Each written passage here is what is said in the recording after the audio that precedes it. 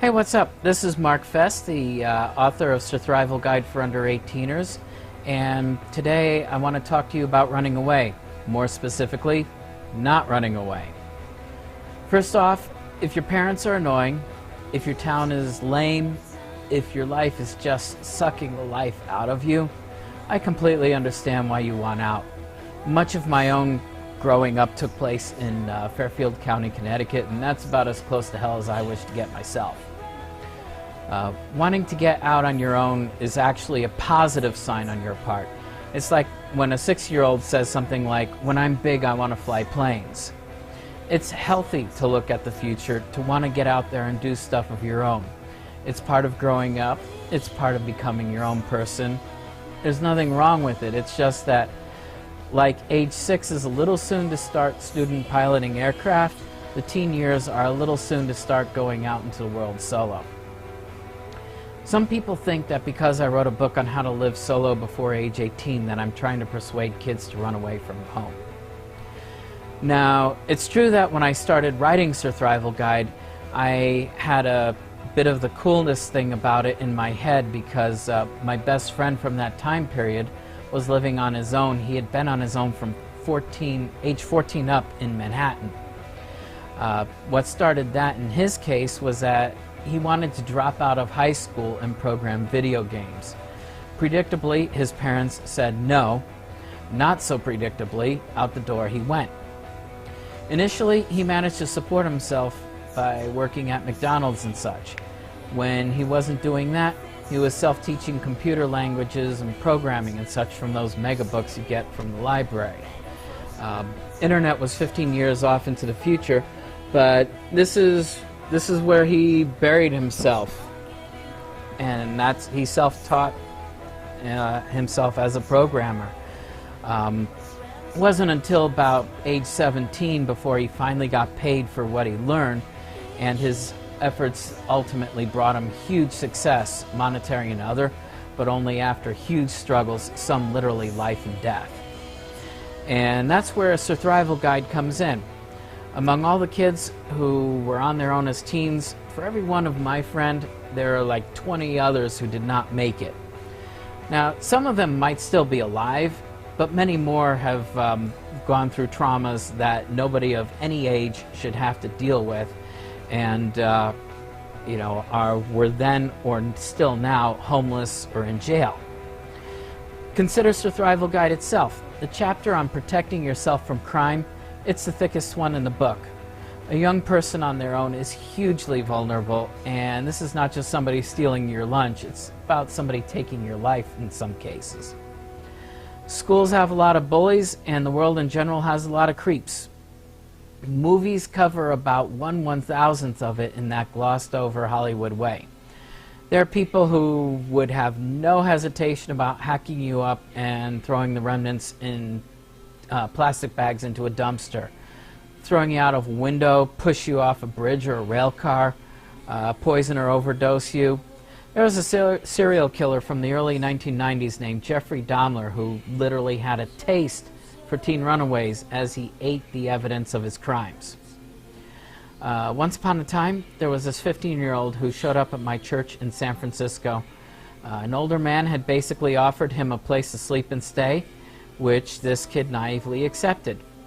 While at this guy's house, the older man drugged him, raped him, then invited his buddies in for dibs on him. Kid said he lost count somewhere after butt bang number 14. Once they were all finished with him, he was dumped out of a car like a bag of trash. Minimal clothing left on himself, all of his ID money gone. I don't know what happened to him afterwards, but it's a safe bet that even if he was not brain damaged from whatever drugs he was force-fed, if he didn't die from AIDS or some other nasty-ass sexually transmitted disease, that kind of trauma does not make one right in the head. Or a variant on that, there are people who will keep you in a sex dungeon for multiple years. If you've seen the movie Pulp Fiction, consider the Gimp. Except that as a teen, and once your keepers are bored with you, kidnapping and imprisonment are felonies, so they'll probably destroy the evidence by making it impossible for you to talk about it forever. Now, that's the worst case scenario. If you want others, talk to homeless people. Many of them have been homeless or in and out of the system since their teens. Part of being so vulnerable comes from having to support yourself, by getting work that pays money. My friend, he struggled mightily, and while I loved my own touristic views into his life and thought how cool it was that he was on his own, there were times where he was eating food at my parents' house because he was not going to have anything of substance to eat for a couple days afterwards until he showed up for work at McDonald's and got his employee meal during the break. He had a way to support himself, barely, and that was at a time when there were jobs. Nowadays, not so many jobs. Nobody in their right mind is hiring for anything. It's why so many adults are sleeping in their cars or crashing on their in-laws' couch. And unless you're out here in the world, you have no idea how bad it is. So what happens if you don't have a legal way to support yourself? Apart from panhandling, the next standbys are illegal ways. That's how you see 15-year-olds turning tricks on Hollywood Boulevard, running, selling drugs, breaking into shit, stealing. Pimps, fences, higher-level dealers, they know how to shield and protect themselves, specifically by using teens. People like that seldom end up in jail, whereas the teens they use do. And when you get released, say 5-8 years later, in your 20s, that's how a lot of homeless adults get their beginnings, pushing shopping carts around. Do you understand why I recommend that you not go out on your own, at least not yet? If you're not getting abused physically or sexually at home, if you're not being told to hit the road by your parents, then it's probably for the better that you stick around. There was a girl I had met who was routinely raped by her same-age stepbrother as a teen. Her mom did nothing about it, not wanting to accept things in her own life with her boyfriend. Or something that's a lot more common nowadays, kids whose parents have been laid off for however long, age 15, 17-ish, they're told to hit the road or some variant like, "We're moving, but you can't come with us." Those are the scenarios where going on your own clearly applies, though only after forays into social services and such don't work.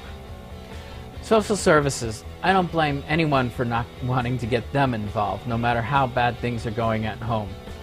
There's a saying that there's no situation that cannot be made worse by calling the police, and that definitely applies to social services. Social services are basically a gulag of their own. Instead of being raped by a stepbrother, you can find yourself having to deal with similar while in foster care.